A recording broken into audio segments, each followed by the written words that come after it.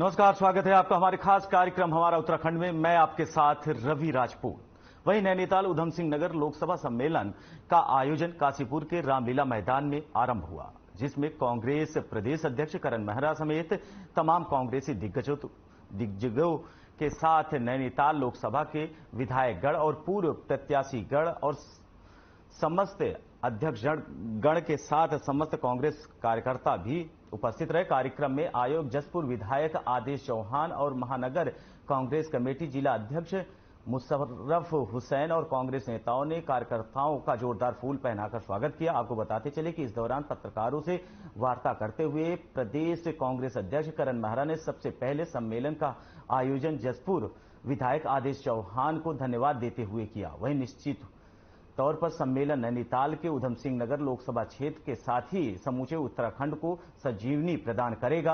वहीं भाजपा सरकार पर जमकर निशाना साधते हुए करण मेहरा ने सरकार को हर मोर्चे पर विफल बताया, सरकार को घोटालेबाज की सरकार बताया। साहब, हम कांग्रेस के सिपाही हैं और आने वाला टाइम, क्योंकि लोकसभा का चुनाव आ रहा है, नगर निकाय के चुनाव आ रहे हैं, तो पार्टी का कार्यकर्ताओं को एक तरह से संजीवनी देने का काम यहाँ पे से हमारे नेतागण करेंगे। और ये तो बीच बीच में क्योंकि प्रोग्राम होते रहते हैं, मंशा साफ है, क्योंकि आने वाला चुनाव हमें जीतने हैं, उसके लिए हम प्रयास कर रहे हैं। क्या अपनी दावेदारी का दमखम दिखाने के लिए भीड़ नहीं, जा रही? कोई भीड़ का बुलाने का यह मतलब ही नहीं है। ये केवल हमारे अध्यक्षों का और वरिष्ठ कार्यकर्ताओं को बुलाया गया है, क्योंकि हमारी लोकसभा के जितने ब्लॉक अध्यक्ष हैं और यह जो हमारे वरिष्ठ कार्यकर्ता है। लोकसभा की दावेदारी करेंगे आप? नहीं, दावेदारी नहीं। अगर पार्टी टिकट देगी, इस योग्य मुझे समझेगी तो चुनाव लड़ेंगे, नहीं तो नहीं लड़ेंगे।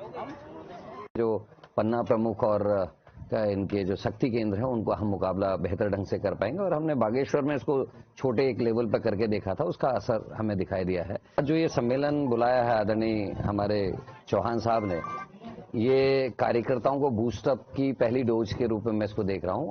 आदेश चौहान जी ने कोशिश की है कि हम उधम सिंह नगर जो पार्लियामेंट्री सीट है, उसके सभी प्रमुख हमारे नेतागणों को और हमारे जो अध्यक्षगण हैं उन लोगों को बुलाया जाए और आज कुछ चर्चाएं भी हो जाएंगी। मुझे लगता है कि ये पहला कदम होगा लोकसभा चुनाव की ओर।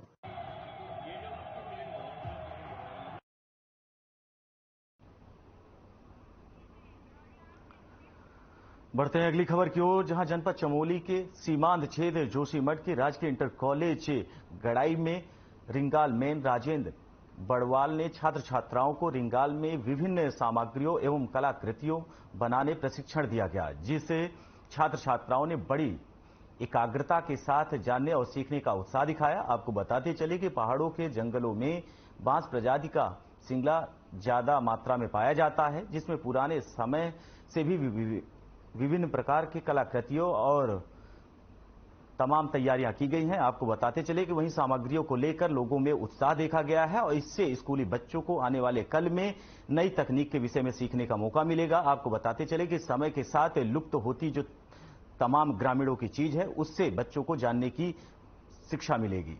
वहीं आपको बताते कि चमोली के ज्यादातर पहाड़ी क्षेत्रों में बांस के लिए बांस के कटोरे, बांस के बनाए हुए सूपे और तमाम चीजें बनाई जाती हैं, जिससे बच्चों को यह बताया गया कि आने वाले कल में इन सारी चीजों को लेकर सीखना उनके आने वाले कल में उद्योग जगत का एक महान रूप होगा। लेकिन आपको ये भी बताते चलें कि पुराने समय में इन्हीं बांस के जरिए टोकरी से लेकर तमाम चीजें बनाई जाती थी, जिससे लोगों का जीवन यापन होता था और गृह गृहस्थी में भी इसे यूज किया जाता था।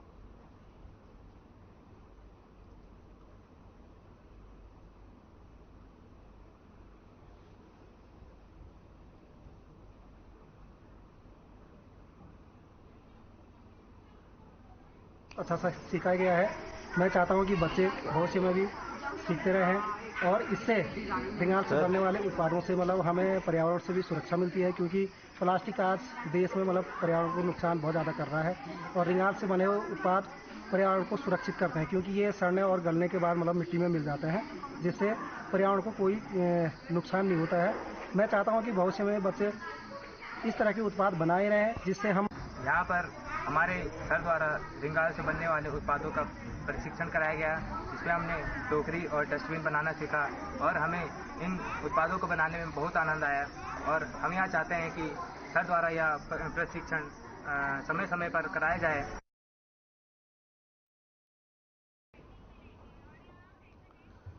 बढ़ते हैं अगली खबर की ओर, जहां हरिद्वार के सिडकुल थाना क्षेत्र के अंबेडकर चौक पर मकान को लेकर दो पक्षों में विवाद हो गया। मकान पर कब्जे को लेकर दोनों पक्षों में कहासुनी हुई। सूचना पर पहुंची पुलिस ने मामले की जानकारी ली और चेतावनी देते हुए कहा कि आपस में झगड़ा किया तो कार्रवाई होगी। बता दें कि सुमित्रा देवी ने लड़कियों को शादी कर्ज का चुकाने के लिए मकान बेचा था, जिस पर अब कब्जा करने का प्रयास किया जा रहा है।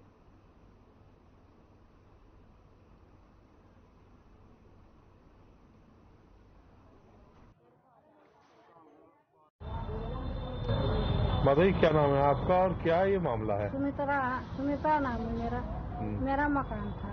मेरी बेटी खातर शादी खातर बेचा था, वो मकान बेच दिया हमने। अभी लड़कियां हमारी परेशान कर रही हैं, इन्हें कब्जा नहीं मिला। जिन्होंने मकान लिया है जिन्हें मकान आपने दिया है, अच्छा, तो उन्हें क्या क्यों परेशान कर रही है? मेरे बाप का है, बाप ने हमारे नाम का रखा था, इन्हें बेच दिया।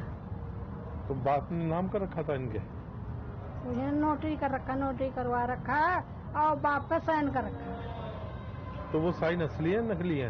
इनके हाथ का साइन है, मेरे पति का थोड़ा साइन है।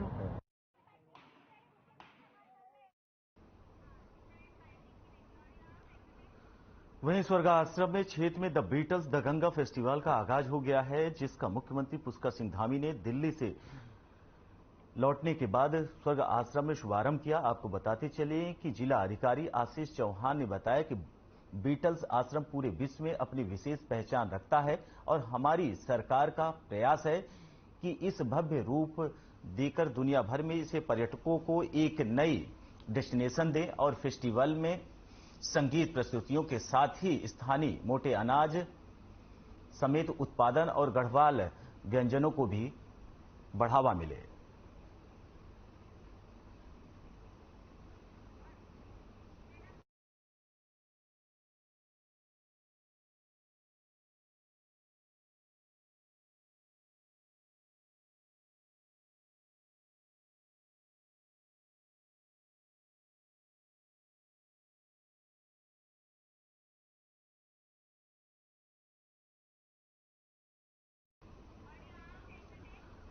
बढ़ते हैं अगली खबर की ओर, जहां सितारगंज में बीजेपी कार्यकर्ताओं ने जमरानी बांध के निर्माण के लिए स्वीकृति मिलने के बाद पीएम मोदी और सीएम धामी व केंद्रीय मंत्री अजय भट्ट का आभार किया।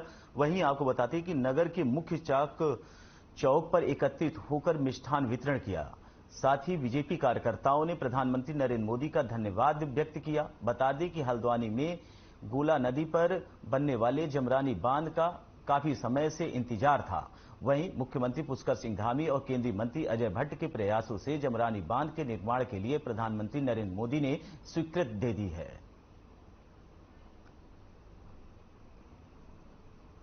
माननीय नरेंद्र मोदी जी के द्वारा इसको मंजूरी मिल गई है। इससे प्रत्यक्ष और परोक्ष रूप से हमारे क्षेत्र को बहुत लाभ होने वाला है। पेयजल और सिंचाई की जो एक प्रॉब्लम थी वो सॉल्व हो जाएगी। तो हम लोगों ने आज भाजपा मंडल के सारे कार्यकर्ता एकत्रित होकर मिष्ठान वितरित किया है और हम लोग धन्यवाद देते हैं देश के प्रधानमंत्री नरेंद्र मोदी जी को, माननीय सांसद अजय भट्ट जी को, पुष्कर सिंह धामी जी को और इस परियोजना से जुड़े जितने भी पूर्व के चाहे नेता रहे हों या वर्तमान के, हम सभी लोग नरेंद्र मोदी जी को और अपनी सरकार को बहुत बहुत धन्यवाद देते हैं।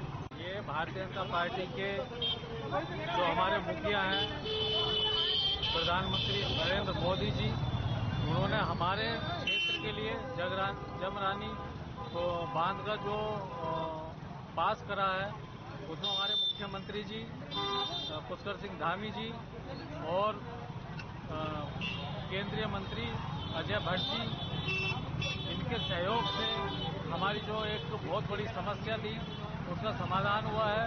उसकी खुशी में सभी भाजपाइयों ने, और केवल सितारगंज में नहीं है, हर जगह मिष्ठान वितरण किए जा रहे हैं और इससे जुड़े हुए जितने भी लोग हैं, हमारे सब मंत्रीगण, सबका प्रयास से ये समस्या का समाधान हुआ है, जिसका इस क्षेत्र के सभी लोगों को लाभ मिलेगा। बढ़ते हैं अगली खबर की ओर, जहां कैबिनेट मंत्री सतपाल महाराज चक्राता तहसील क्षेत्र के दुर्गम गांव खाटवा पहुंचे, जहां पहली बार पहुंचने पर स्थानीय लोगों ने उनका भव्य स्वागत किया। वहीं कैबिनेट मंत्री सतपाल महाराज ने गांव में बूठा आपको बताते चले कि महाराज मंदिर में देव दर्शन कर विधि विधान से पूजा अर्चना की। तो वहीं दूसरी ओर कैबिनेट मंत्री सतपाल महाराज ने ग्रामीणों से मिलकर जन समस्याओं को भी सुना। वहीं कैबिनेट मंत्री सतपाल महाराज ने कहा कि पौराणिक और ऐतिहासिक महत्व वाले उत्तराखंड में पर्यटन की अपार संभावनाएं हैं।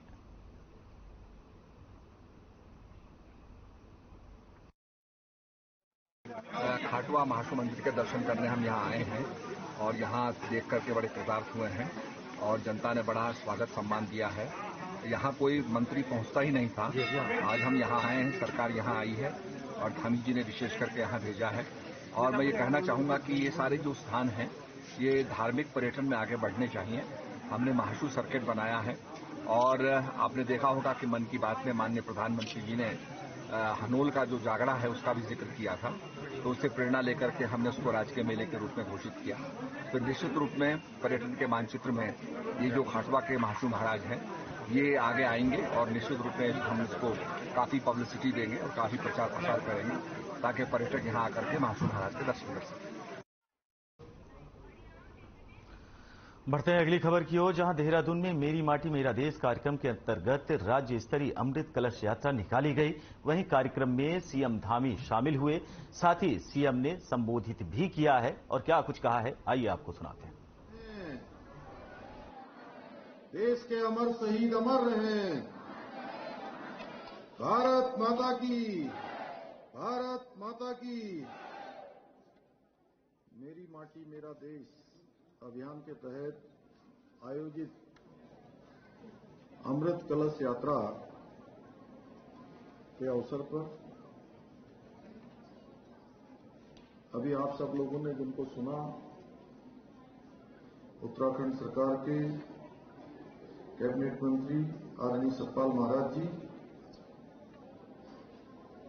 टिहरी क्षेत्र के लोकप्रिय सांसद आदरणीय माला राज्य लक्ष्मी शाह जी, हमारे खजानदास राजपूत क्षेत्र के लोकप्रिय विधायक हमारे वरिष्ठ नेता आदरणीय खजानदास जी,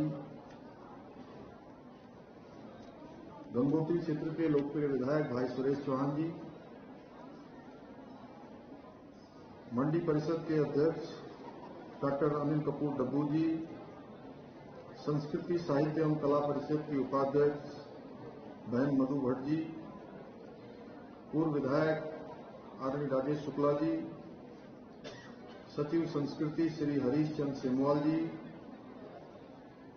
डायरेक्टर संस्कृति विभाग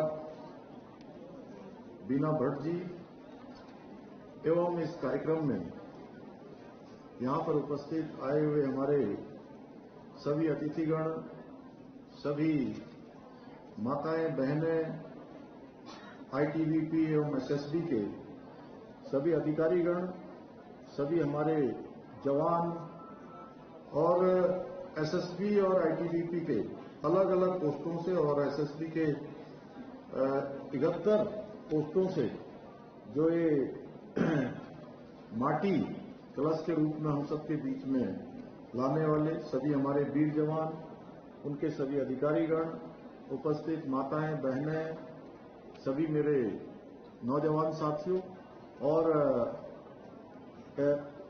विभिन्न संस्थानों से आए हुए छात्र एवं छात्राएं, हमारे सभी वरिष्ठ पत्रकार मित्र, चंद्रशेखर जी समेत सभी, मैं सबका संबोधन एक साथ कर रहा हूं, सभी छायाकार बंधुओं, electronic media, print media, social media और चौथा आजकल का डिजिटल मीडिया, मैं आप सबका भी अभिवादन करता हूं।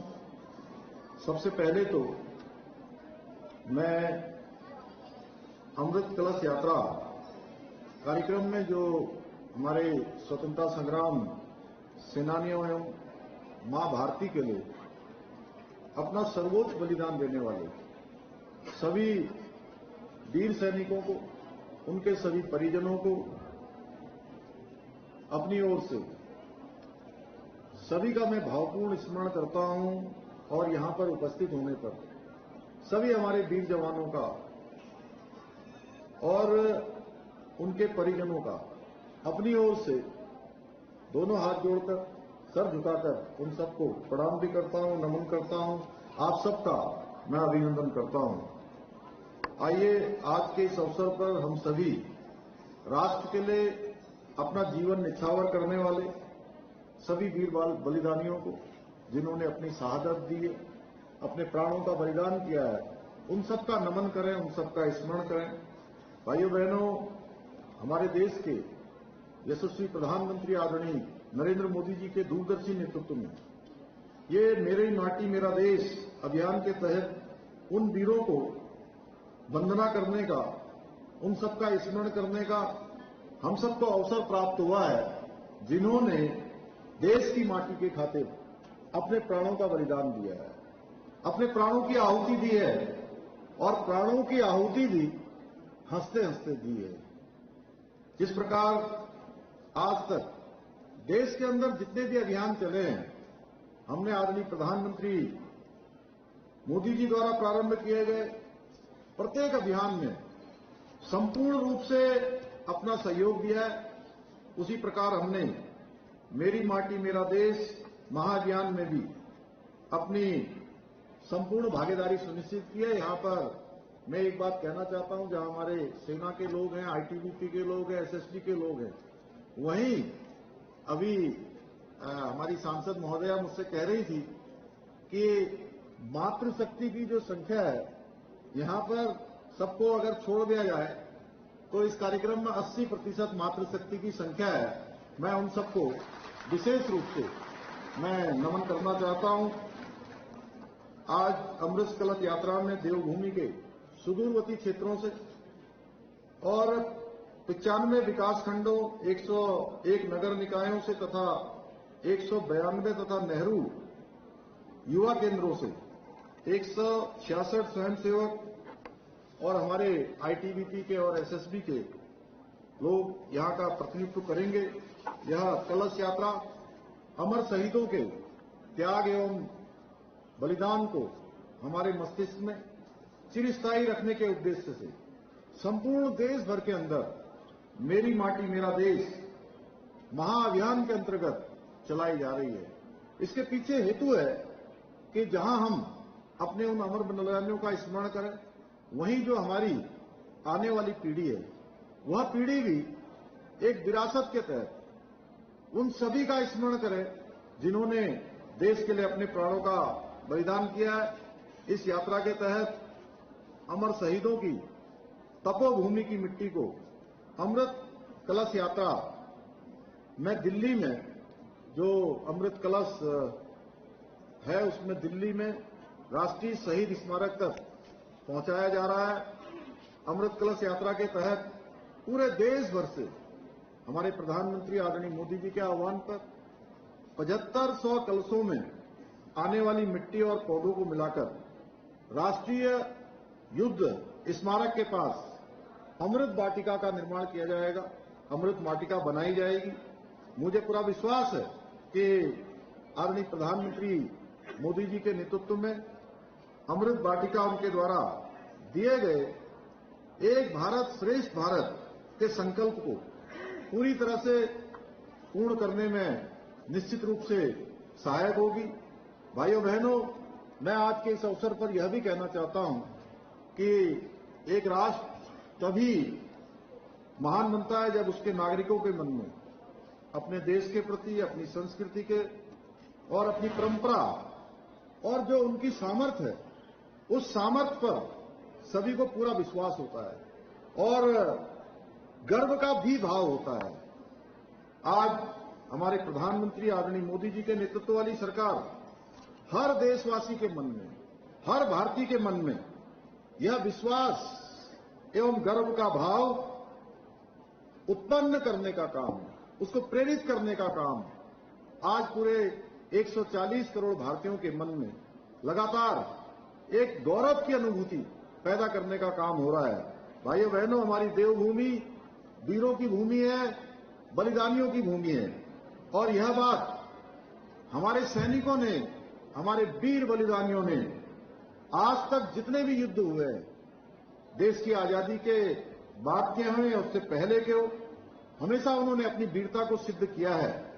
और हमने हमेशा माना है देशभक्ति सर्वसाव भक्तिसु श्रेष्ठा, यानी कि देशभक्ति सभी प्रकार की भक्तियों में अगर कोई भक्ति सर्वश्रेष्ठ है तो वो देशभक्ति है। मैं जब भी हमारे शहीदों से जुड़े हुए कार्यक्रम होते हैं या इस प्रकार के कार्यक्रम होते हैं तो एक सैनिक पुत्र होने के नाते जब भी मैं ऐसे कार्यक्रमों में सम्मिलित होता हूं तो कहीं ना कहीं जब मैं देखता हूं कि हमारे वीर सैनिक हमारे साथ होते हैं, उनके परिजन हमारे साथ होते हैं, स्वतंत्रता संग्राम सेनानियों के परिजन साथ होते हैं और मातृशक्ति साथ होती है, नौजवान साथ होते हैं, बड़े बुजुर्गों का आशीर्वाद होता है तो सीना गर्व से चौड़ा हो जाता है। परंतु ऐसे कार्यक्रमों में आकर कहीं न कहीं मन उन बलिदानियों को याद करते हुए जिन्होंने हंसते हंसते अपने प्राणों का बलिदान दिया, जिन्होंने अपनी बहन की राखी को ठोकर मार दी, जिन्होंने अपनी मां की ममता को छोड़ दिया, अपने परिवार को छोड़ दिया, परिजनों को छोड़ दिया और देश के कुर्बान हो गए, देश के लिए बलिदान हो गए, अपनी शहादत दे दी, उन सब का स्मरण करते हुए कहीं कहीं मन भाव विभोर होता है, मन और आंखें नम हो जाती हैं। भाइयों बहनों, आज हमारे प्रधानमंत्री जी के प्रयासों से सेना न केवल पहले से सशक्त हो रही है, न केवल सेना का मनोबल बढ़ा है, बल्कि सेना अधिक सक्षम भी हो रही है और सशक्त भी हो रही है। बल्कि हमारी सेना की यश और कीर्ति पताका आज संपूर्ण विश्व में फहर रही है। हमारी केंद्र की सरकार जहां एक ओर सेना एवं हमारे पैरामिलिट्री फोर्सेस के आधुनिकीकरण पर बल दे रही है, वहीं दूसरी ओर सैनिकों के परिवारों को जो मिल रही सुख सुविधाएं उनका भी पूरी तरह से उनकी चिंता कर रही है, उनका ख्याल रख रही है।